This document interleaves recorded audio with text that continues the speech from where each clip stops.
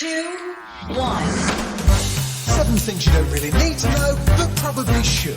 I'm Jamie East, and this is the Sunday Set. In today's episode, we peer into a black hole, we say our final goodbyes to the iPod, and Spain brings in transformative laws around menstruation. But first, it was on this day, 1957, Britain tested its first hydrogen bomb near Christmas Island in the Indian Ocean.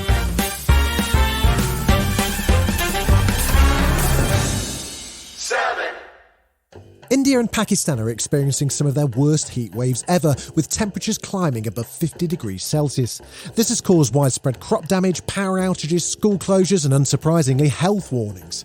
Scientists link the early onset of the region's intense summer to the climate crisis and say more than 1 billion people may be impacted by more frequent and longer heat waves. Speaking with Democracy Now!, Chandni Singh, a researcher on climate change adaptation, explained the extent of the heatwave and its relationship to the climate catastrophe. There has been a lot of back and forth on this, that to what extent can we attribute these current heat waves to anthropogenic climate change.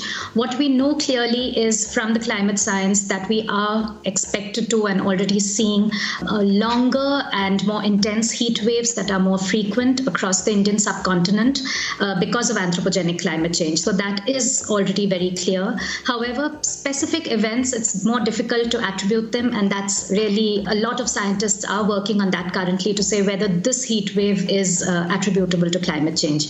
I'd also like to add that the World Meteorological Organization, the WMO, put out a statement the other day that it's too early to attribute this particular set of heat waves to climate change, which was picked up by a lot of media outlets. But the second line in their statement really reads that this particular heat wave is as expected because of anthropogenic climate change. So it is a trend that we're seeing. We don't know, we can't say with a lot of certainty on this particular event right now. But heat's not the only thing affecting communities in India and Pakistan. There are also what Chandni describes as compounding factors. So this idea of compounding risk is multiple things happening simultaneously. Last year, we actually saw a cyclone on the east coast of India happening while we had the pandemic raging, the second wave of the pandemic. So you've got multiple things coming together, which can really test your health infrastructure, government systems that are expected to deal with all kinds of disasters. So that's the idea of compounding risk. On the other side, you have this idea of cascading risk, which is that what happens in one sector won't stay in the same sector. A classical example of that is agriculture and food yields in rural areas then cascading out to cities. So you've got things that are moving from sector to sector, which of course can also have a lot of ripple effects throughout the country, but even beyond the country based on trade routes. Suruchi Badwal, a climate scientist at the Energy and Resources Institute in Delhi, spoke to PBS, and she says this recent heatwave is an ever louder warning of a climate catastrophe and the action needed. So no country is spared from the ill effects of the consequences of climate change, whether it's floods or cyclones or tornadoes or storm surges or heat waves. Today we are facing it, so we do need very stringent action to make sure that we are not converting this world into an uninhabitable place to live in.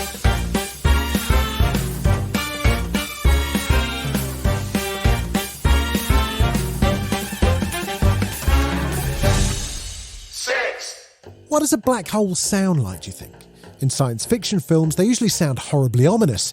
But in reality, well, have a listen for yourself.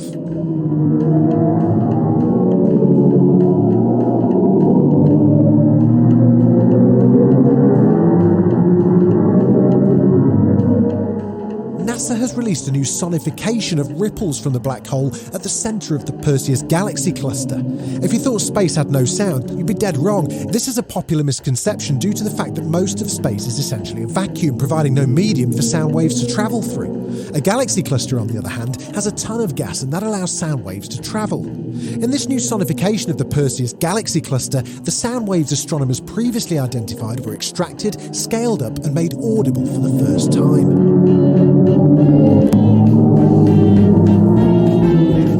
Haunting. Still to come on the Sunday 7, it's Adios to the iPod and the Arctic's permafrost problem.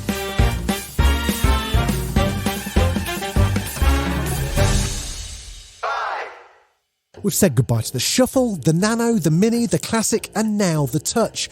Gone are the days of silhouettes grooving on multicoloured backgrounds. Apple's officially bidding farewell to the iPod product line. 21 years ago, on the 21st of October 2001, Steve Jobs walked onto the Apple stage to announce a product that would completely transform the way we listen to music. There it is, right there.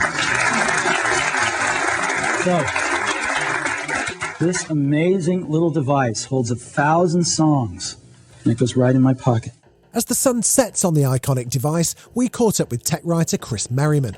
This was the first time that there was a mass market product that allowed people to carry around their entire music collection with them in a way that it just hadn't been possible before. That resolution began with the iPod Classic. I think the original you could put 500 songs, but that soon went up very, very quickly. That first model was just almost teasing us for what was to happen next, because, you know, we suddenly went up from that to 1,000 and then to 5,000. I remember getting them all, going from like 1,000 to 5,000, 10,000. But one could argue the iPod was just the start of bigger things to come.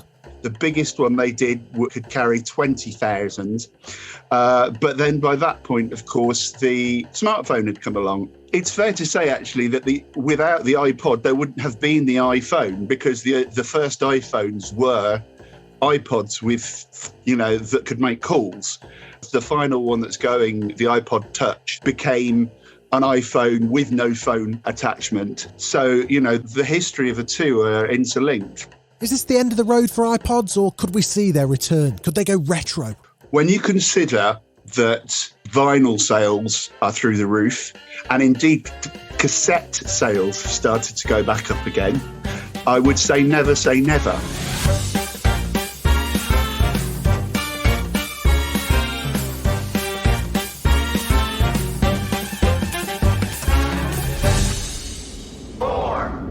As global temperatures rise, thawing permafrost in the Arctic has been recognised as one of the most immediate problems of the climate crisis. Permafrost covers 24% of land masses in the Northern Hemisphere and accounts for nearly half of all organic carbon stored within the planet's soil. So what will happen to the planet if climate change melts what's left of this permafrost? Shedding light on this overlooked threat, Arctic geologist Natali revealed on the TED stage the true danger of heating up the iciest place on the planet. But thawing permafrost threatens everyone on the planet because it stores a massive amount of ancient frozen carbon.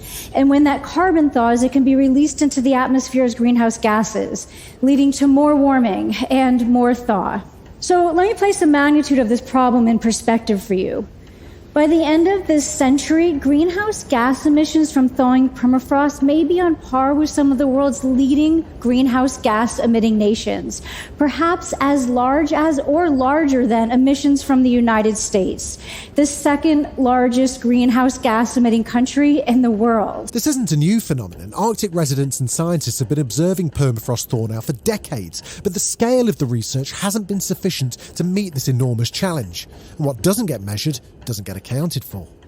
Because we can't put a precise number on permafrost emissions, policymakers are essentially excluding them, setting global emissions targets that are wholly insufficient to protect us from catastrophic climate change. Ignoring permafrost is essentially like leaving a major greenhouse gas emitting country like the United States out of global climate negotiations, which is not a good idea. What we need to know is where permafrost is thawing across the Arctic and how fast, what that means in terms of greenhouse gas emissions, and how that will impact our climate in 10, 50, or 100 years from now. And answering these questions requires a huge effort. Through an ambitious new initiative called Permafrost Pathways, we've formed a coalition of Arctic residents and scientists, indigenous knowledge holders, and Arctic and climate policy influencers to tackle this problem with the urgency it deserves. To get started, the first thing Sue and her team will need to do is actually measure greenhouse gas emissions across the entire Arctic. So we're working with a team of international scientific experts to strategically identify and fill these monitoring gaps by installing new equipment across the Arctic in remote locations where monitoring currently doesn't exist. We believe that by installing just 10 new monitoring sites, we can drastically improve our estimates of permafrost emissions, which will remove a major barrier to their incorporation into global climate policy. But the truth is, even with the most ambitious climate action, some permafrost is going to thaw. That's already happening. Right now, across the Arctic, people are having to make extremely difficult decisions about where and how to live in order to protect themselves and their families from the hazards of climate change. Ultimately, the climate crisis is a human rights crisis, and it's one that's already underway. But through these actions that we take now, we can greatly reduce future harm and take us on a more just and equitable journey. Still to come on the Sunday 7, the Royal Society of Chemistry wants your waste, and it's more bad news for the Great Barrier Reef. Right after this. You're listening to the Sunday 7. Follow us for your weekday news espresso, or even try our Island edition. It's in all the usual places.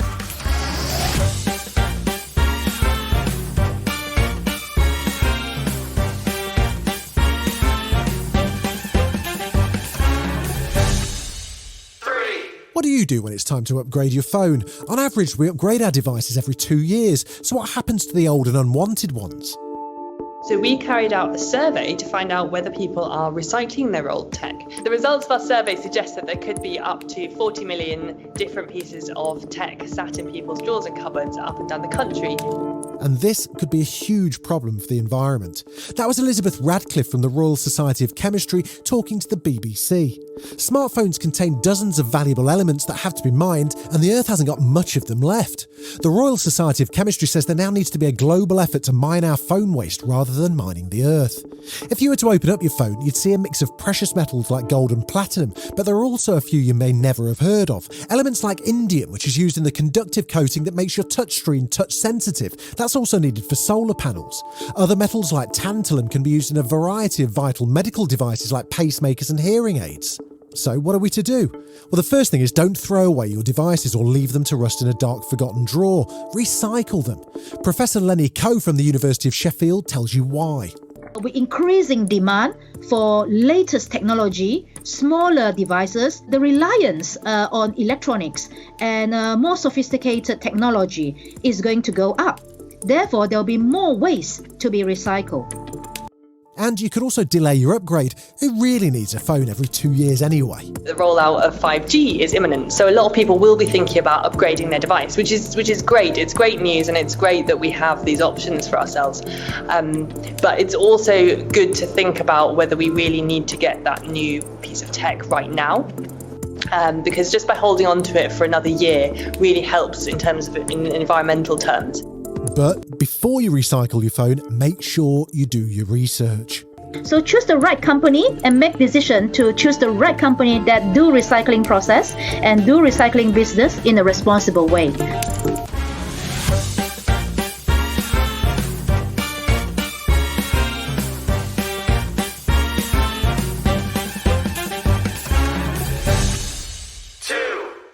While the US faces a battle over abortion rights, Spain is making big strides to support women during menstruation and pregnancy termination.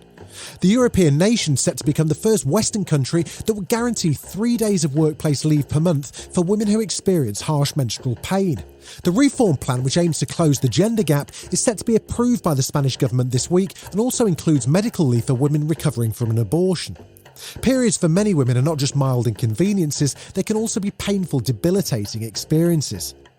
So there are two types of painful periods, or dysmenorrhea. There's primary dysmenorrhea and then there's secondary dysmenorrhea. So primary dysmenorrhea just describes painful periods in a woman where there is nothing wrong with the pelvic organs. So everything's working fine. This kind of pain is generally related to the period. So it will come on just before the period and it kind of feels like just dull, crampy ache in the bottom of the stomach. It can radiate to the lower back. Some women even feel the pain in their thigh.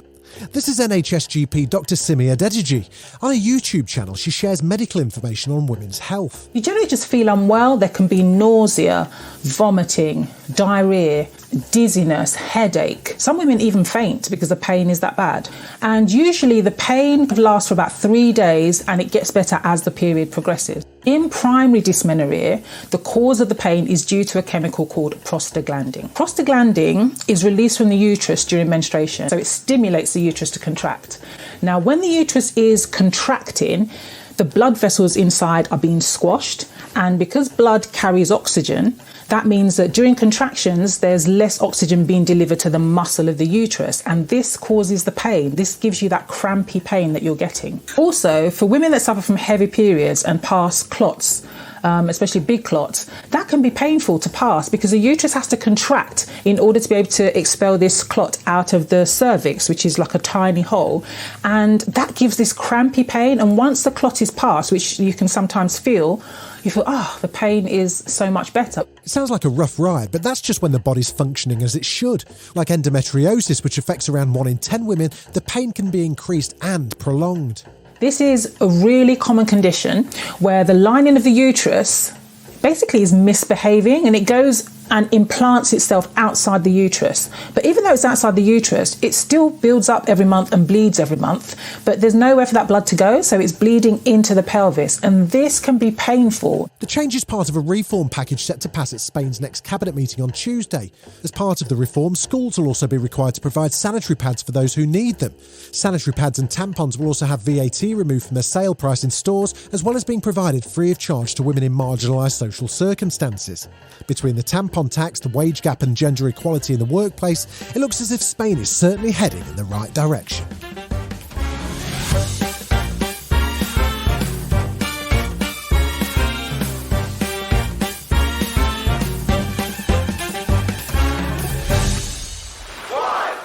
Australia's Great Barrier Reef has experienced yet another mass bleaching event. That's bad news on its own, but unusually this bleaching happened during typically cooler weather conditions. Aerial surveys examined more than 700 individual reefs and found that 91% exhibited some sort of bleaching.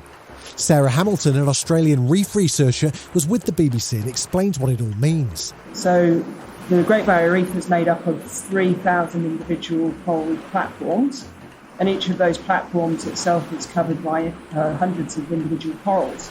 Now, those corals have a symbiotic relationship with the algae that live in their skin. They rely on those algae for their food. So the algae produce sugars, energy, and when coral bleaching happens, that relationship breaks down and the corals expel the algae from their skin.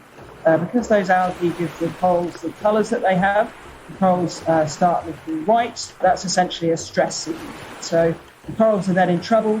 They're without most of their food source, and they've got a short time window, say about five days to a couple of weeks, within which to either repopulate themselves with algae, otherwise they'll die. That's obviously bad news for the coral, especially at a time for cooler weather conditions. The fact that this is happening in a La Nina year, this is the first time we've ever seen this. It's unprecedented. La Nina is part of a climate cycle that typically happens every 2 to 9 years, and we can expect cooler waters along the northeast coast of Australia during a La Nina year. Obviously, that's superimposed on top of a continuous sort of upward trajectory of warming ocean waters.